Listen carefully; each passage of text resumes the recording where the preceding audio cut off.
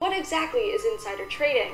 Well, in 2001, Stewart allegedly obtained non-public knowledge that a particular stock investment was about to lose money, and she dumped the stock early. This kind of knowledge is also known as insider information.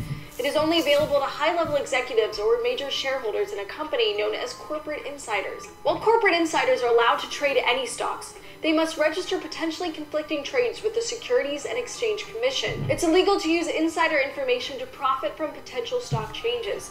This disadvantages public stockholders and betrays investor trust, which is vital to the health of the stock market. However, just because insider trading is illegal doesn't mean people don't still do it. There are usually huge amounts of money on the line, and the risk of getting caught is often very low.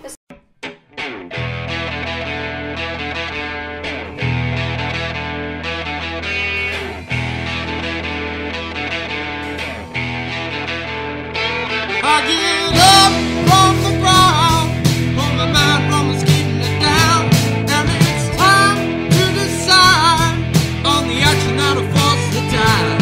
And I feel that I can win, unless I'm starting to spin, starting over once again.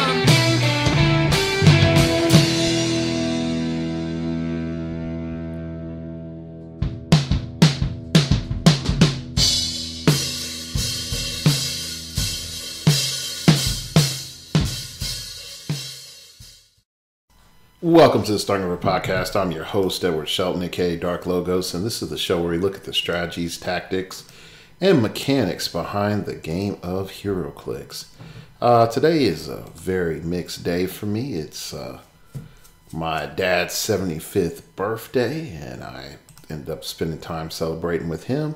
And also we've had the watch list magically resolve before it even could take hold.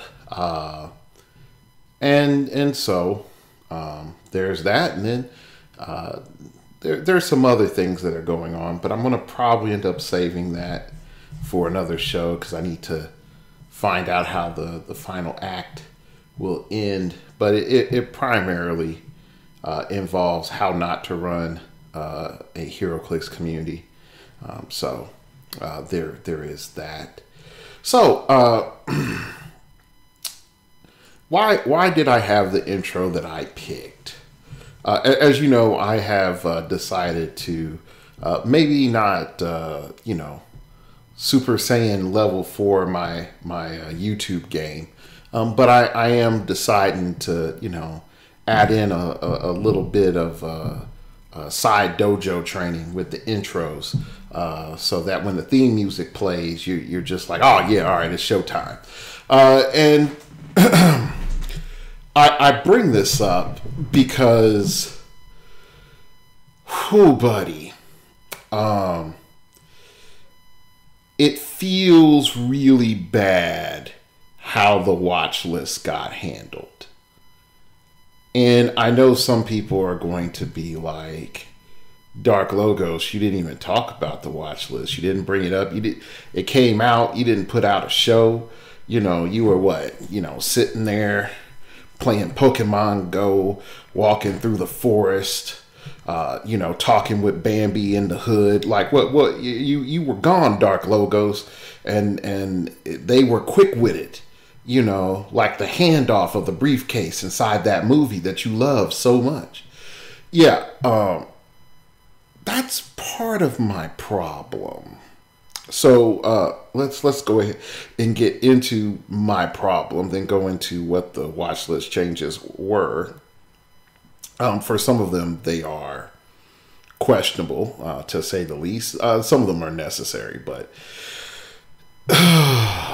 let's sort of do this. If I had that that court music go dun dun, Exhibit A. The watch list is something that WizKids indicates is a problem in that they're looking at. If they want to make an errata, they will just make an errata. They literally made an errata to Flash the literal day before they put out the watch list. what confuses me and makes me question a lot is, why do you have erratas for a week, which leads me to believe that you already had the erratas anyway.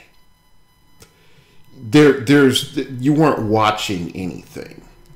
If anything, it was a tip of the hat and a waggle of the finger to the people that are in the know. Like, yo, hey, you might want to sell your stuff, but you know these other things are probably not going to go. So if you want to get them on the cheap, go ahead and get it now. Okay. And for the things that really you sort of knew weren't going to get the errata hammer, the market in general didn't respond. Okay. And that in particular was Maggot and Sky Tyrant, which are the two big, I would say, big offenders on the list. Everybody knew something was going to happen to Thanos. Okay. And so the issue that I have on how this was handled poorly is clear. You had data. Why front? You had data. Why front? There's no need to sort of do a little dance in front of us and do a little shuffling and then come back around and do a couple of taps and be like, ta-da, I did something. No, you didn't. You didn't do anything. Okay. If this is to imply, look, WizKids is quick to fix the problems. I'm like, what? There was one broadcast and Dan played Gimp Thanos and whoop people, and you said, hey, yeah, that's a good idea. We're just going to let Gimp Thanos. That Thanos is sort of okay. If he's Gimp just a bit. So yeah, we're going to allow for Gimp Thanos to happen. Okay. I'm confused because the only thing that's happened since the announcement of the errata and the errata are maybe a couple of broadcasts, which leads me to believe either you have freaking Brad on your decision making board and he just uploaded to your mainframe all of his results. Or you have players that are feeding you information, and then you made a decision based off of that. Okay. So let's stop it. Let's stop being naive to the situation. Okay. And what's more frustrating to me is, and this is before we even get into it, because the changes don't matter, is that you literally could have just said, we're errating Thanos. He's been a problem for too long. We were putting something out there. It was a bit much. He overreached every other design Thanos that we had made since then, because go in and look. The current environment supports him way too much with the equipments that are out there. And so we are making these changes. The improved targeting is gone. And, boop-a-doop-a-doo, he's a unique item or whatever. Which could have been proposed or for whatnot. Okay. The fact that you couldn't just tell us we have already made up our decision is foolish. Now, if you're like, well, we're going to be watching Nationals real close on the following figures, that would have been fine. And I think that would have been mature. Okay? Because what we're functionally getting, and I know some people are going to push back and be like, Dark Logos, Thanos is still on the watch list. He has not been removed. And if he is a problem, he could still get errated again. And that is true. But you didn't have to start off with giving folks the delusion that you were going to wait and see. And you knew Nationals was coming, and so now you're going to use Nationals as a fielding ground, and you're giving people a little less more time to get ready and prepared. So my frustration is this. If you had a solution, if you viewed that you could be, quick on the draw, then go ahead and implement the erratas. What the precedent this establishes in the future is that whiz kids can respond quickly. They just choose not to. And that's even worse. That's even worse. And no one wants to just throw that out there and say, you all can make decisions and you have individuals that can help you make decisions clearly. And you know what's good for the playscape and you know what's bad for the playscape. But you refuse to limit game design down to what is actually healthy. And you do not have any communication of notes in between designers. And therein lies the problem. Without a unified theory of direction, it is a random crapshoot of the way WizKids is going to go in terms of product, which makes them less professional than every other game designer out there. There's no one at the helm to talk to. There is no lead vision for 3, even 5 years of what the meta, the game, things that they want to try and implement to look like. And what's more frustrating is mechanics which have classically been proven to have problems, which promoted sales but had immediate backlash of losing player base. They're doing it again. It's literally the lesson of the seculum. If you go and read up about why to a degree history rhymes, it is because the people that were around for the previous crisis that was very similar to the current crisis have died, or they are too old and do not hold on to any level of power. And so somebody, the person that could help you could exist, and they may or may not be lucid enough to help you, but you tracking down that person may be almost impossible. In this case, what is more, I would say, not infuriating, annoying. I won't crank it up to infuriating. Is that this cycle in WizKids of forgetting these lessons seems to repeat on like a 3-year cycle. 4 years, just about. Yeah, so I'll say 3.5 year to 4 year cycle, in which there is, hey, we have a cool idea. Now we understand the full extent of the idea. We're going to fully max it out. Oh, we've maxed it out and people are buying it. And so we're going to make this thing a high rarity, and you're going to spend a whole bunch of money and all this other stuff. And the player base responds negatively. And so we're going to try to do a soft reset, depower everything, calm the heck down. Then you go back and be like, hey, we have this new thing we're going to try. And the cycle begins again, Wu-Tang forever, like straight up. Okay. And one of the things in which WizKids tries to patch the games is with the erratas. But here is the problem. Okay. A blind man that has a, inner ear ache and has problems hearing could figure out Thanos was broken upon just overall design.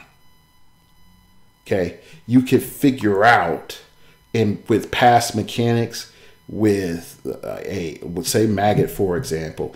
Anybody that's able to get a POG on the field or a game element on the field and then take it off the field has never previously been able to do the same thing in the turn. You could not put a figure on the field and take it off the field in the same turn. The majority of those characters, it's on the field as an action that turning. The next turn you have to take it off the field. Okay, unless it's an ID card. And then lo and behold, we know how well that worked out. Okay, and so WizKids is now going into the new Seculum. The people who forgot game design have long since left. And heck, you think it was a long time ago, it's not. And so you go and deal with at the end of Exodus I'm not the end of Exodus, it's the end of Genesis. There's a statement and it says, "In came a Pharaoh that knew not Joseph." And so in come news game design that knew not the lessons of the past. And we are about to see some major mistakes coming. But the biggest thing going forward, which is going to be an issue, is that WizKids has now established that they're aware of problems. They can act quickly. They choose not to act quickly. And they're willing to let it be known inside that things are being looked at and it's going to get changed. But they're going to let you know when it's convenient for them. And that's a problem. That's a problem. So is it, we're going to see that this needs to get errata, get the errata out there because we know it's a media problem. And then we have different phases. Thanos is in phase 1. If he continues to be in a problem, we're going to downgrade him down to phase 2. If he continues to be a problem, he's going to be in phase 3. We don't want to retire or phase out the legacy card. But if need be, what we can do is this. That's all you have to do. But the fact that we can't get that sort of transparency is a problem. So I know someone's going to be like, Dark Logos, you're a butthole. They're doing their best and they reacted quickly this time. And I'm going to be like, yeah, but who are they responding to?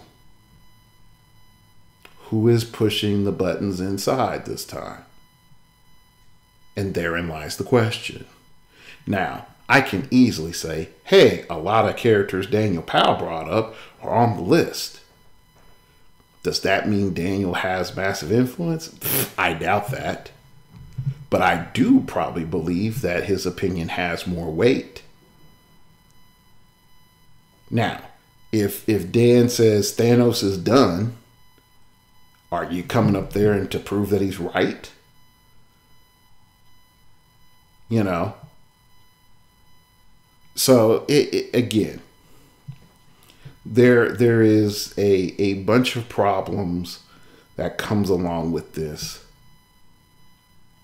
And if WizKids proves that they're going to announce the watch list and then just be like, all is well, we're not going to act on anything because we don't have the data to do so, then why did you present it on the watch list? And if you're going to watch things, how many tournaments are you going to watch? What are your data points? Are you doing internal testing?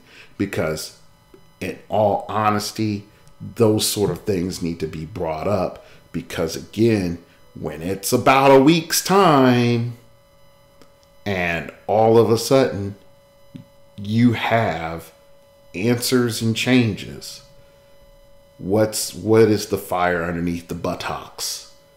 to make you motivated to make these changes? And that's my $1 million question, because it's never existed before in the history of WizKids. So with that, that's like my 20-minute rant. Let's go ahead and get into it. So we're gonna look at Thanos, and we're going to be looking at his errata. Pretty much, he got his improved targeting, sort of janked. That he can only use his improved targeting with mind control, which I'm going to say is the fairest that it could be. The fact that he has improved targeting, hindering elevated blocking characters, period, is more than enough. Okay, and adjacent. The fact that it could just be tied to everything was already too much. It's limited to the mind control. That's fine. That means that if he wants to play puppeteer with you, and you are running the emotional modifier, you just run a T formation and make sure your big damage dealers can see your character in the center with the emotional modifier, and you run Battle Fury, and you can let your little support dudes get mind control. That is 100% fair. That's 100% fair. It forces Thanos to get off freaking Realm of Death and to throw hands, which I've been sort of saying privately, is that Thanos can throw hands. We just don't want to throw hands. Thanos can be up in their face, and folks will be like, that's just dumb, Dark Logos. Why would Thanos just get up in folks' face? It doesn't make sense, because, Morbius and Morbius exist, and he can just functionally phase for free, get a free attack from Morbius, and then, pop him in the mouth, and then proceed to pop him in the mouth with a standard action, and then proceed to mind control two targets that he's right adjacent to with his other action, or he could just target whoever he wants because he has targeting out of adjacency with mind control. That's just possible. And if one of those targets fly, they could potentially just carry Thanos on out and moonwalk away. Okay, only to get popped next turn. So realistically, this is the best and fairest thing for Thanos. It requires Thanos players to stop thinking one-dimensional and just be like, I can't shoot him from 10 squares away. I can't shoot him with my 3 shield TAs 13 squares away. I can't. Well, you been can't, because Bishop's been a thing because of this BS. Okay? Because of all the dumb stupidness that's been going on. Bishop has come in and made the Thanos game a closer encounter of the heroclix kind. So you might as well just learn how to throw hands. Like, duh. Like, that just seems blatantly obvious to me. But again, this isn't Last Samurai. This isn't, TMNT Ronin. Okay? The Bushido code is not built into the heart of every heroclix player. I understand that. But I'm also saying throwing hands is quite effective. It's a hell of a drug. To quote Dave Chappelle. No, it was Rick James. It was Rick James on Dave Chappelle. And in particularly, the meta is pretty much throwing hands. It's not pew pew Kamehameha time. It's throw hands and come get these hands and watch me MMA, suplex you. That's the meta, okay? Hell, even Sicarian Iron Man is coming up and throwing hands, which is an issue. And I'm gonna make a little quick comment about Sicarian Iron Man.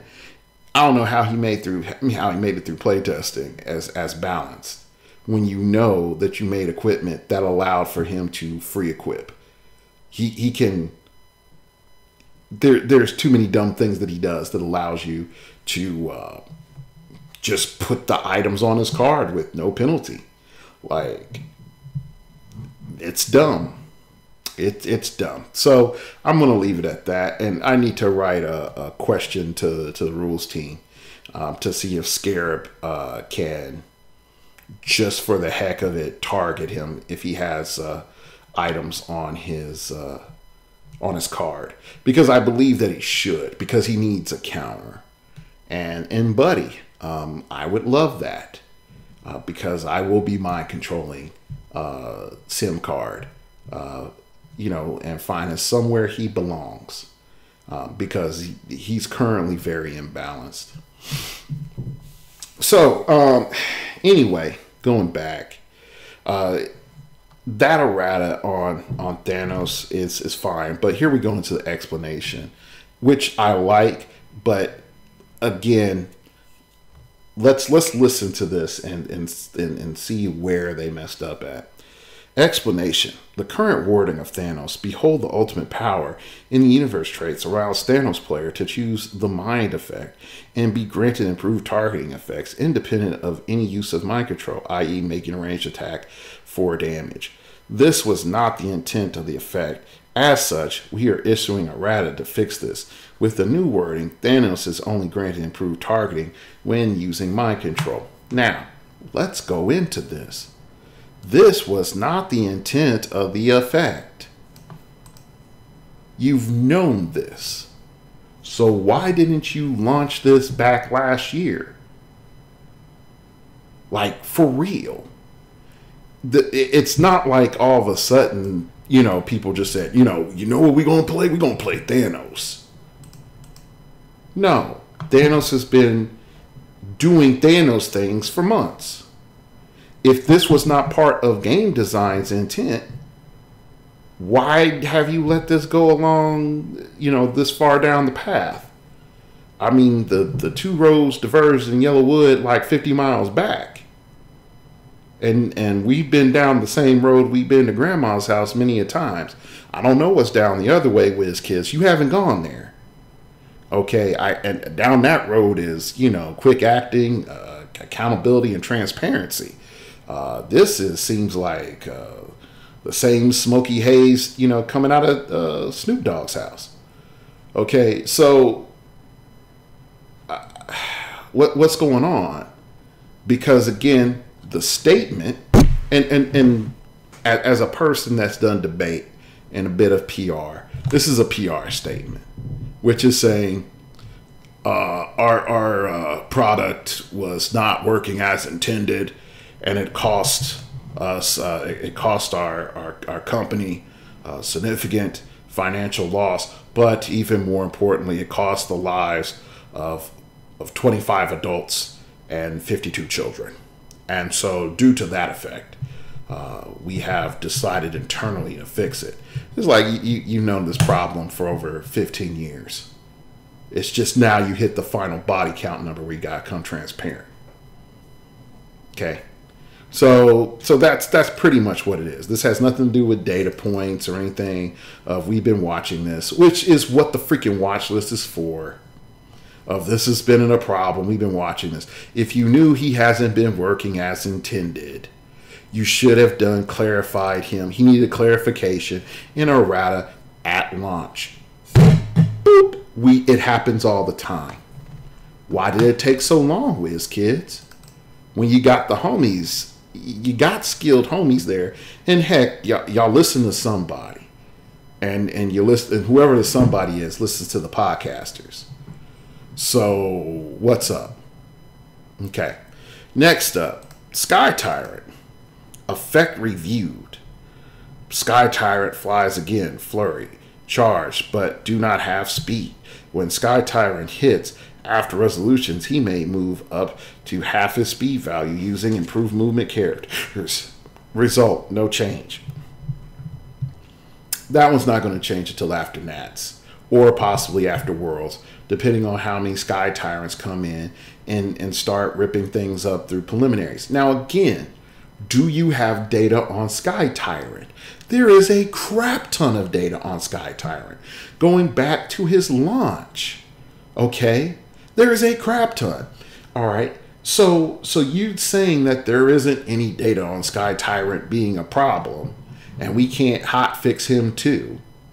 You could. Okay? So even if you hot fixed him, is he working? And this is the issue that I need to find out. Is he working as intended? Because you don't have any changes for him. Okay? And this is the problem when you start opening up wording and explanations.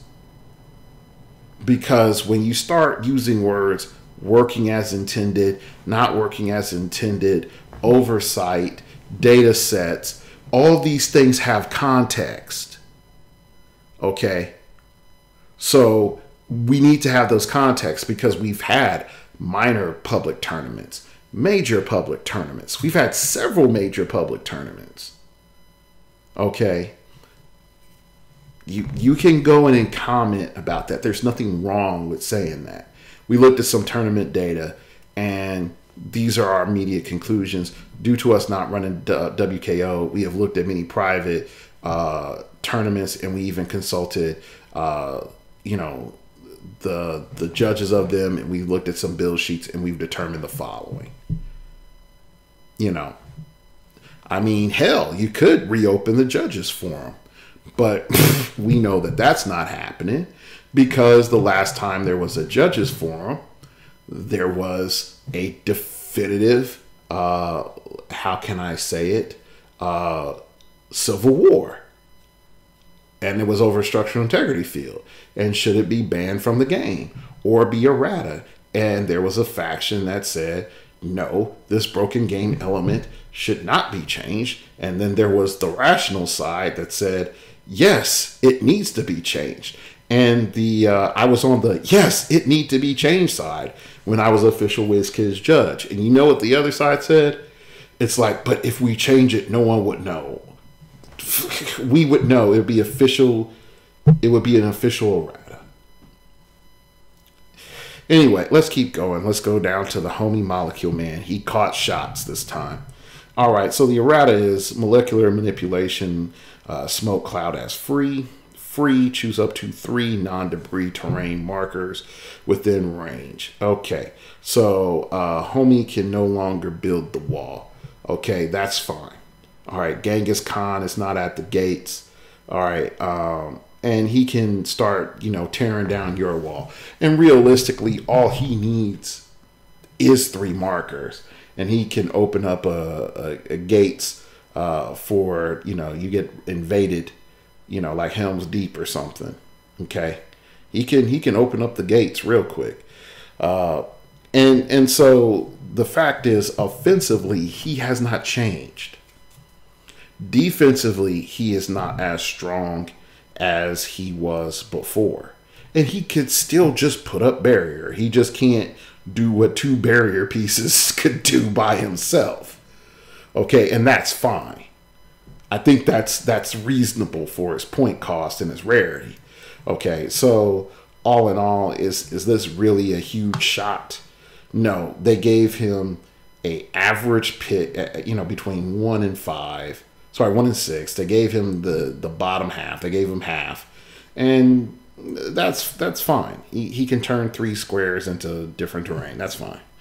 Okay, let's look at their explanation, and this is again where we're going to break down the PR. This change being made to Molecule Man is less about the figure's power level and more about the amount of time that his molecular manipulation effect has on the game. That is crap. That is crap. It is purely about his power level. And if it's about his effect on the game, about the time, then you need to be mindful of mechanics that allow for you to place multiple terrains or put multiple effects and into the map. But you don't care about that. We can see that in Disney Plus. Let's keep on.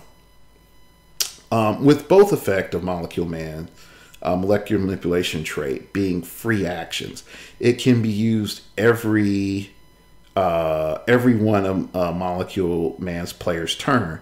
In each turn, that player has to roll and then decide what their best course of action is once they see their result. Now, let's again, coming back, you still made this a free.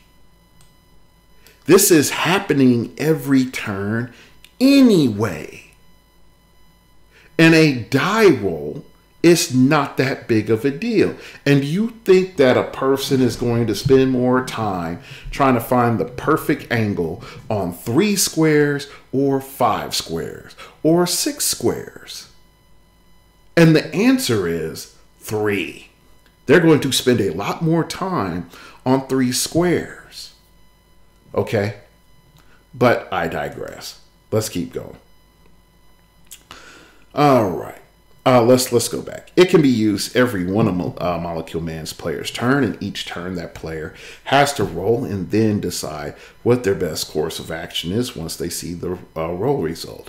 By removing the die roll, players should be able to more quickly decide which markers they will want to replace without waiting to see a die result, ideally their opponent's turn. With a set number of 3 markers, there is a slight downgrade to the effect of Molecule Man. That Molecule Man can no longer swap out 4 to 6 markers with a high roll, but at the same time means a slight upgrade as well, that there's no longer the possibility of 1 and 2 low result. Okay, so the fact that, you met in the middle, that's fine. I have no problem with that. You're not giving him functionally just free barrier, every turn on top of power barrier. That's fine too. You gave him 2.5 barrier, 1.5 barrier pieces worth of value. Okay. Or if we want to make it a little bit better, 1.7, 1.7 sounds a lot better. 1.7 barrier pieces, of value. But still, let's go back. And again, being 100 about this, we know that Molecule Man is both a defensive and a offensive piece. Defensively, he's going to build that wall brick by brick like a Lego wall built by a 5-year-old. Okay? All right, that sucker's going to get real high. All right, on the other end, you've given him a free cannon to just be like, magically disintegrate your barrier, yeah. And now you're able to know that it's going to be 3 squares deep, which in just about any barrier situation opens you up to attack. Okay? So, you could have just fixed that and just said, hey, he can turn his smoke clouds into terrain, and that's it. But he can still go ahead and turn his opponents. So he still has the same offensive capability as before, but you don't want to gimp that. All right. Next up is Alchemical Potion. It didn't get anything, even though it works like Alchemical Fire, but in terms of mechanics. But it again, you already knew that the mechanic of it was borked. It's weak. No one uses it. There's no reason to use it. Okay, so I don't even know if it's virtue signaling, because to me that would be dumb. Okay, who are you trying to present with the issue with Alchemical Potion, and saying that it needs to be looked at, or that mechanic needs to be looked at? No, you just need to be like, this is actually balanced. This is a good example of risk on, risk off. Okay? This is, I wish there was a little bit more reward in Alchemical Potion, but it's not broken. I mean, maybe if you lower the points, and maybe then it would be broken, because people would accept the risk of it. But yeah, I know it's like, because the Alchemical Fire, that's the concern, Dark Logos, and they work similar. And it's like, on the WizKids end, it's like, regardless of them working similar, you're not attacking the mechanic. Because the mechanic of actually how Alchemical Potion works is balanced, because you only, literally the last line of it says, the character can use that power until your next turn. Once your next turn comes, you have to roll again. It has to keep going. Alchemical fire did not have that in there. So there you go. Not only that, alchemical potion tells you the direction in which you have to turn your dial. Alchemical fire did not have that. So again, it's gaslighting by even presenting this. By saying, oh, it potentially could have been a problem. You know it's not a problem. This thing is more shows up in casual games than in role play games than it would ever show up in a actual competitive tournament event. Okay, so let's be 100. That's what's going on. Alchemical potion on here is not an examination of the mechanic, because the mechanic of alchemical potion is completely different than the mechanic of alchemical fire. The only thing that's similar between the two is that they're both circles. That is it. That is it. So the only thing that I can learn from that is any mechanic that utilizes the circle, regardless of going clockwise, counterclockwise, diagonal, horizontal, or vertical, is irrelevant as long as they're all circles. That is the logical statement that's being presented with WizKids presenting Alchemical Potion. And right there, the moment I present it, you all know it's bunk. You all know it's crap. And it shouldn't even be on here. All right, let's go to Alchemical Fire. So it got hit with a couple of shots. In particularly, let's see what these shots are and why they're important, why it went off. Because in the errata, what happened? You have free. Roll a d6. Turn the alchemical fire clockwise. Oh, so now that matters. Going clockwise. Okay. And that wasn't there before. So now, if the alchemical potion was broken, why would you be adding verbiage from alchemical potion to alchemical fire if alchemical potion needed to be looked at? And the answer is it didn't. It was actually balanced. All right, let's keep going. So that's your first errata. And then we're going to look at the bottom right option, which is the fire token, which is realistically the main infractor, and that's the part that needed to get nerfed. So it says, give a hit character a fire token if they don't already have one.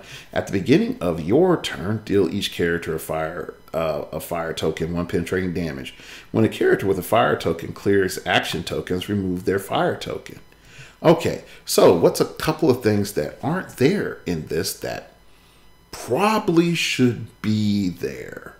First and foremost is you have this effect until the beginning of your next turn, and then roll a d6. That would be real important if we're talking about balance, or are we saying that this is prime grade rarity equipment, so it should be better? But if it's prime grade rarity equipment, wouldn't that take my prime slot? So we know logically that the rarity in which the game element is attached to, i.e. this equipment, is not balanced based off of rarity, and that it to itself is being measured independent of the figure that it's attached to. So thus we could just conclude that it should be treated like any other object. But when we start looking at how this object works, and if we're mainly concerned about, balance, then we need to start asking ourselves the following question. Number one, if alchemical potion is balanced and it does force you to change up your option each turn, why are we letting you stay on an option with alchemical fire? Why? Why isn't that considered? Now, all of a sudden, folks will say, but Dark Logo said nurse it, and then no one's going to play it anymore. And then I would come back and say, then realistically, this item should have one, maybe two options, and you roll to see which one you get. And then that would make it a bit more balanced. But you have a circular mechanic that realistically doesn't matter once you found your option. Okay, so is the point of the mechanic to have you, switch it up throughout the game, or is the point of the mechanic for you to lock in onto one option? And if the purpose of the mechanic is for you to lock in onto one option and the point decreases due to variabilities of other options that may not be optimal, then I would reapproach the game design on the object, because the approach clearly failed. I would definitely reapproach that. And that, again, becomes a problem if whoever is leading game design doesn't pass on this knowledge to the next lead of game design, because you're just going to get another object like this. So, again, going back to some things I said before, welcome to the secular. You shall not be free. And here is the stuff that rhymes. Your history shall rhyme. All right, so let's go into our next homie. Pour out one for Wolverine, just slightly.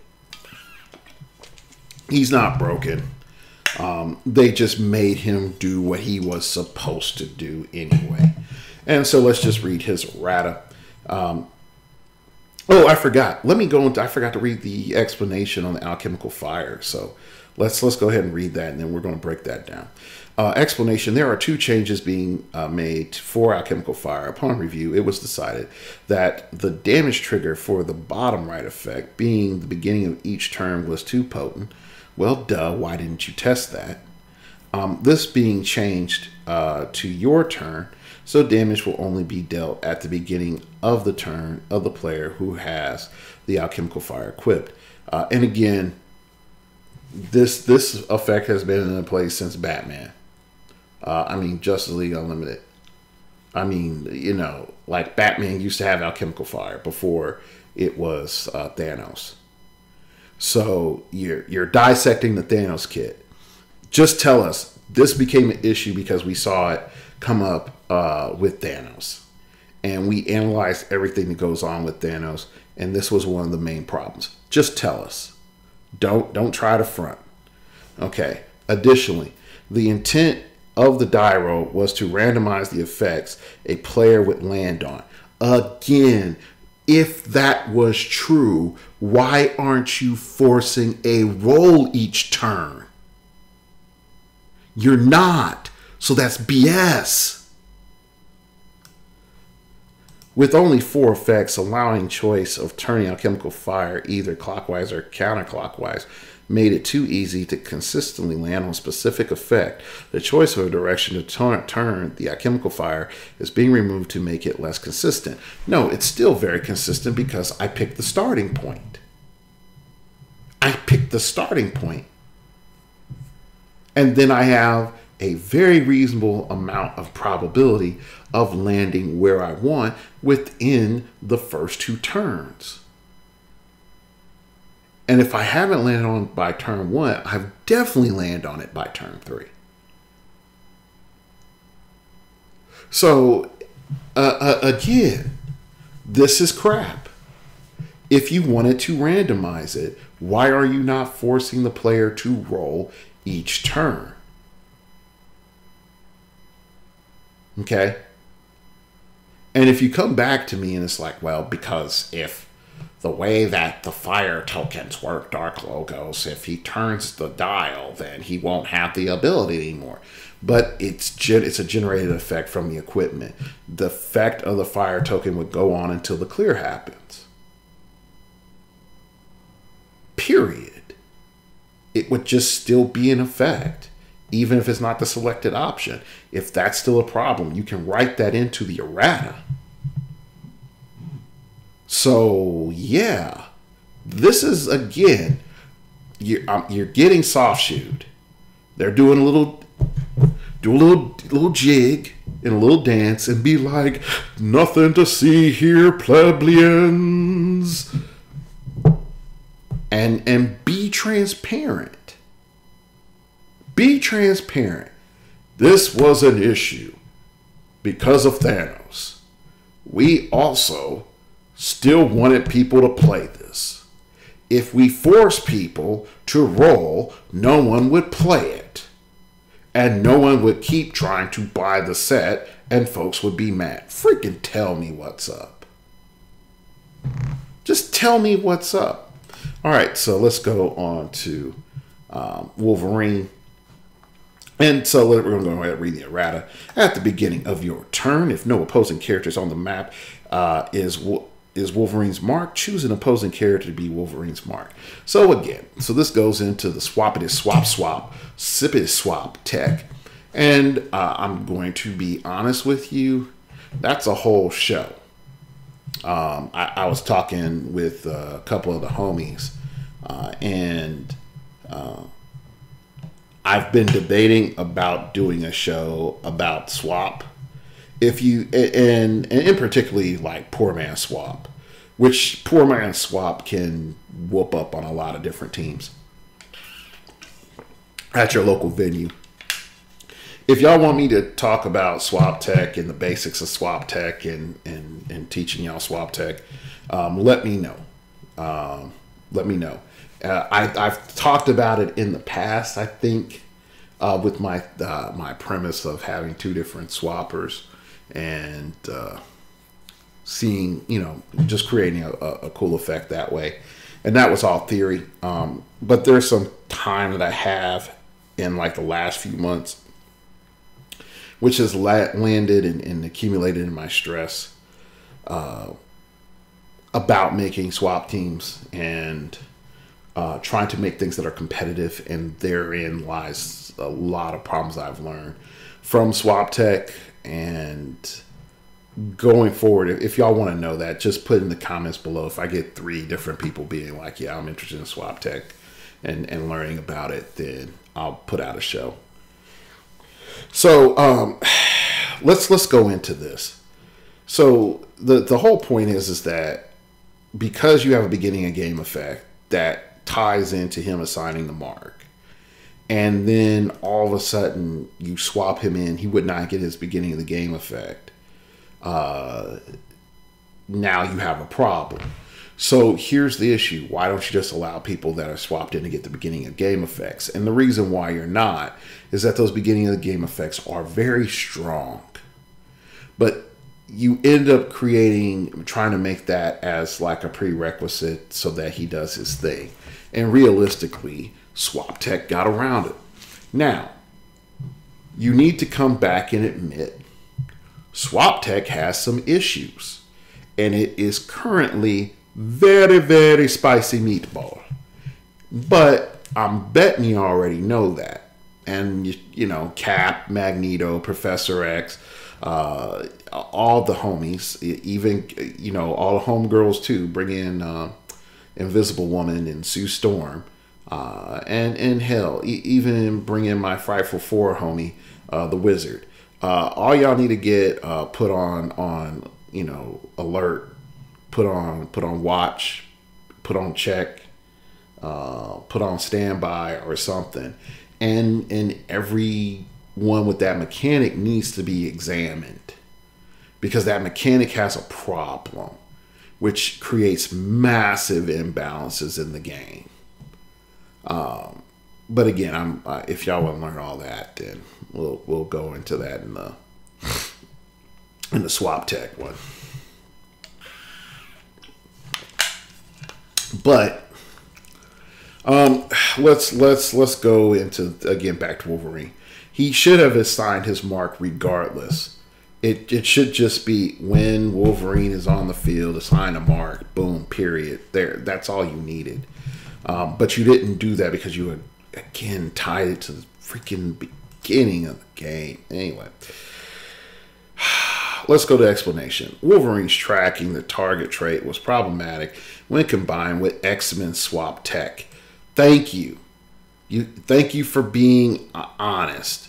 With swap tech, Wolverine could be brought into the game after the beginning of the game phase, so his controller did not have to choose a mark. This would make Wolverine nigh targetable until his controller chose to make an attack, as per silently stalking trait, effectively giving the opponent no opportunity to force Wolverine to be able to be targeted by moving their mark adjacent to him.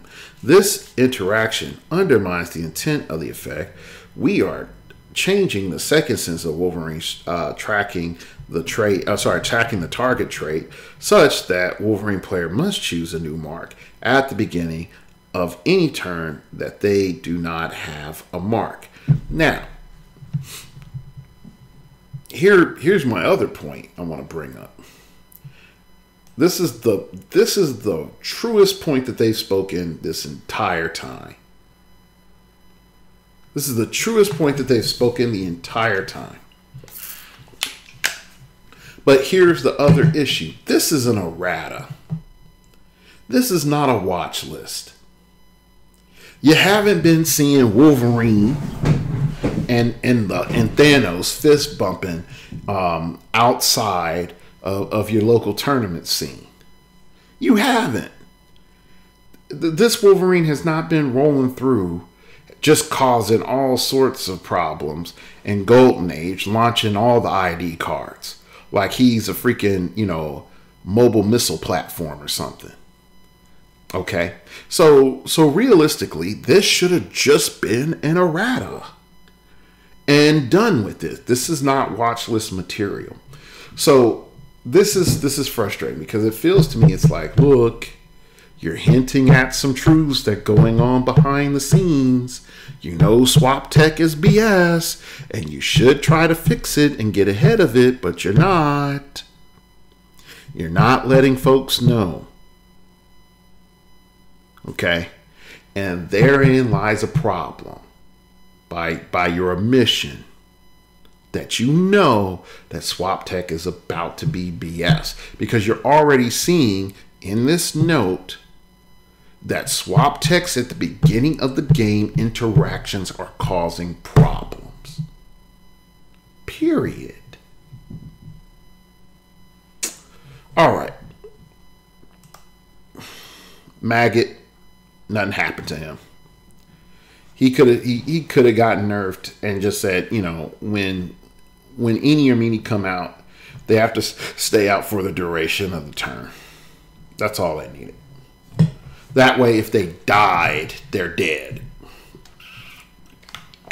Okay, or something along those lines. So they're not coming back. But again, no one's hiring Dark Logos to work at WizKids.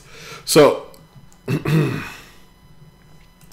what does all this mean for you, our faithful listener? First off, it like I said before, WizKids is pulling some jank. They already had decided what the answer was the moment the watch list came out. That was just the signal, like, hey, secret Illuminati handshake, homie, for the people that are not fully initiated. Okay, but realistically, anybody that knew these characters already knew what was going to go down. You already knew what was going to go down. You didn't see anything happen to Sky Tyrant. You didn't see anything happen to Blackheart. And you knew you weren't going to see anything happen to Alchemical Potion because it wasn't broken. Okay. And Maggot should have gotten hit with the Erratabat, but he didn't. Okay. Now, let's break this down. You knew these characters were issues, but you're still building characters like them. You're still making game mechanics like them. So, what are you learning, WizKids? And then came a Pharaoh that knew not Joseph. Then came a game designer that knew not Super Scroll. And what happened with that debacle? In came a designer that knew not Team Bases, and that debacle. And then came a designer that knew not Colossal Retaliation on its initial approach, and that debacle. And then came a game designer that knew not ID cards, and that debacle. And in came a game designer that knew not resources, and those debacles. Without a continual history and guiding hand, or hell, if you really want to go dark, WizKids Deep State, keeping things in check, there is no continuity of learning. There is no we're getting better. Okay? And without a, can I say, spearhead person that's leading your game design unit, that's your core game designer, the person that's putting critique on any inside or outside work, we're going to have problems. And the fact that this is an organizational problem that's been transparent for years, and that folks haven't realized that this is a problem, major problem. It's concerning. It's concerning. Now, again, I don't play other WizKids products. I don't buy their other products. And after what I saw with D&D, they treat D&D way better than us. But again, Hasbro makes D&D's game, not WizKids, which, love it or hate it, more people love D&D than they like WizKids. So, just saying. Yeah. But before we go, I'm going to break down something. SIM card. Let's briefly talking about him and why I'm surprised he's not. I'm surprised he's not on the watch list, and I'm surprised he's not gotten an errata. And everything that I'm saying is literally completely public. And even worse is within Disney Plus. So I'm wondering why this didn't get picked up. So first and foremost, the way that he is designed, we have a couple of major problems. I'm going to go on the assumption that you're dealing with a one-equipped team. All right, a two-equipped team, this goes not much different. But for my argument's sake, it makes things a lot easier if we're talking about a one-equipped team. All right. The first problem with Sarkarian Iron Man is that you can start with a scrap token and a normal light and have that equipped on turn one. A equipment, which is going to be your Cloak of Levitation, right at your starting area. So once your Cloak of Levitation is delivered to your starting area, which it is indestructible, which I'm glad and not glad about. But since it is indestructible, that just straight up means that there's nothing that you can do about getting it off the field outside of using an object attack. Yeah. So all of a sudden, Sarkarian Iron Man goes first. He's going to go ahead and get his cloak equipped. He is going to sidestep in and out of his starting area. He's going to pick up the pick up a light object. It does not matter if it's scrap. It does not matter if it's one of your starting 3 objects. He's going to pick it up. Then he is going to free his second turn, whether through a charge, hypersonic speed, running shot, does not matter. Pick up that next one. And in that process, going to go ahead and attach it to himself, because it's not a free action for him to get a scrap token or an object attached to himself. And therein lies the problem with Sarkarian Iron Man, is the fact that during a series of actions, he can just pick him up and attach him to himself and get upgraded. So even if, for example, you force Sarkarian Iron Man to lose his 2 initial starting scrap tokens, he can, in mid-game, sidestep, pick up another object, equip, to a degree. I mean, that's functionally what it is, in my opinion. Get a +1 stat, and then running shot, pick up the other object, immediately equip it to himself. And yeah, and there you go. Because when we look at the way that it's set up, he does not distinguish between lights, and he does not distinguish between lights. And so his light objects and his scrap tokens are realistically no different, because they're standard objects. I think the main key thing is, why are you having these objects 5 squares apart if you can have one right by his starting area, right next to a light, where he can just get both of them on turn 2? And if you have somebody that's able to grant Sarkarian Iron Man sidestep just for whatever reason, he could just get both of them on turn 1 with no problem. So I find this to be a great design oversight, because going forward, there is not going to be a major team that's not going to try to include Sarkarian Iron Man. If it's mechanically on theme, and if you're off theme, he is going to be a go-to character. So then, why wasn't he on the watch list? You already know it. You already know he was broke. You already knew he was broke. Why isn't he on the watch list? And therein is a $1 million question. Because you could say, oh, his values are low. And I'm like,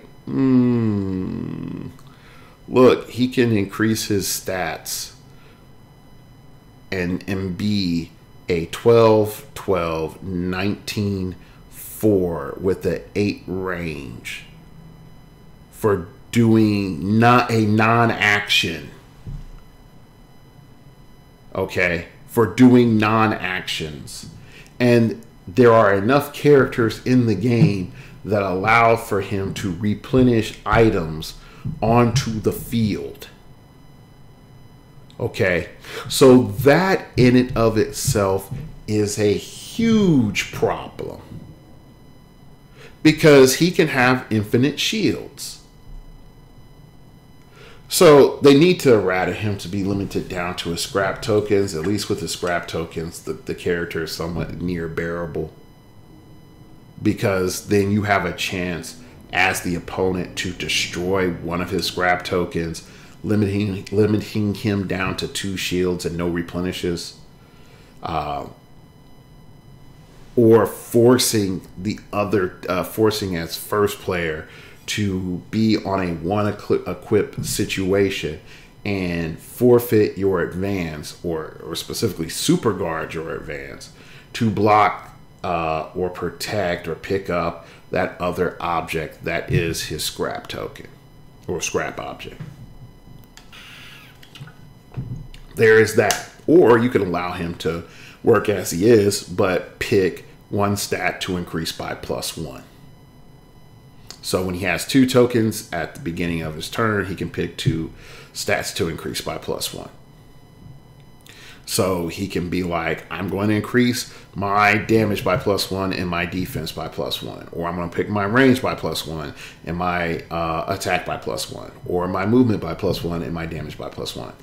That way he is still super balanced, because he can still sacrifice this invisible, near infinite resource that can be generated and not die. And he still has pick-a power on top of everything else.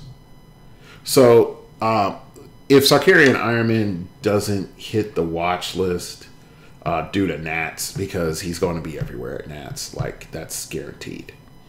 If he does it after Nats going into World, I'm going to guarantee you that your world champion is going to have Sarkarian Ironman. And if you think that paying $140 to $150 is going to be expensive now, just wait. He's going to go up to $200, maybe even $300 like Venom Max. It's just the fact that most people have not realized how dumb he actually is, because they have not been playing him with anyone that generates objects. Or they're under a misunderstanding about how his scrap tokens work, because he can just pick up any objects. So, yeah.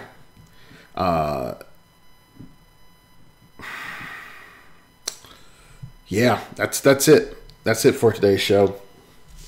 I know folks be like, Dark Logos, you were trying to get in these whiz kids good graces. You were trying to get them to take the back massage, and to a degree, yes. But buddy, I wasn't expecting them to put this out so quick.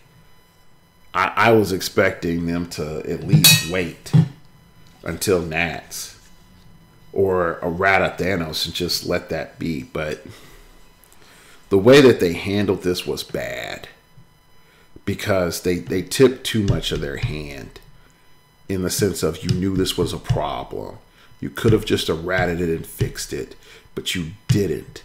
You made fanfare out of it, and you showed us that you can act quickly if you wanted to. But you haven't, because of why?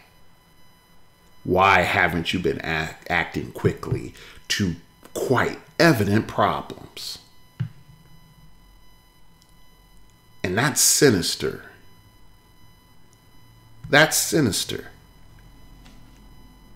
Because until that point is clarified, that lets me know there's other things going on behind the scenes that are politic and profiteering. That's it. Those are your only 2 instances. You can be like, oh, did you short staff at Wiz Kids? There's so few people. I mean, that's been said for how many years? You're short staffed. At what point in time is it leadership incompetence? Really, at what point? Oh, we're not that profitable. I understand. It's hard floating like 3 to 5 companies on your back. And that Hasbro, you know, cocaine money it only lasts for so long, because Big Daddy NECA is snorting it up. I understand that. That's what parent companies do. Okay, but all in all, this is a very dark day for heroclix, and if other people don't fail to realize it, we're going to get worse, because what it tells us is we've been treated poorly and we're being treated politically. So anyway, you can follow me on Twitter. It came from outer space and told me, man, the signal's still not going through. Yeah, I'm still fiddling with YouTube. I know it sounds like every time I'm like, I'm fiddling with YouTube. But no, I'm fiddling with YouTube, and they took out a lot of stuff that they had before on your membership page. If anyone could tell me like, hey man, this is to get your Twitter hook back up, send me an email, please, because at StartOverPod has been sort of giving me that starro eye, like licking my window and stuff, and it's hard to clean like Twitter slime off of your window. Like it gets very intensive work. Like I'm out in the sun all day. He comes back at night and then just once again just starts licking the window. Be like, when you gonna get me to summon back right, buddy? And I'm like, it's YouTube's fault. So anyway, you can email me at startingwithpodcast@gmail.com. That's startingwithpodcast@gmail.com. Keep it piffy, keep it interesting, keep it awesome, baby. Let me know what you think about this last show. Am I being a bit too overly dramatic? Am I seeing things? Is this a conspiracy theory of my own making? Or am I right? Or am I partially right? Let me know. Do you want to hear more about the swap tech? Also email me. That's it for today's show. Brother's tired. It's like 12:47 a.m. I need to go to bed. But yeah, things been a little bit rough teaching because I have not gotten the paycheck from the schooling because I didn't get a summer school contract. So it's a bit rough in these streets right now. So pray for a brother. It's stressful. So anyway, I'd like to thank you all for listening. Yeah. And do remember, we all have to start over sometime.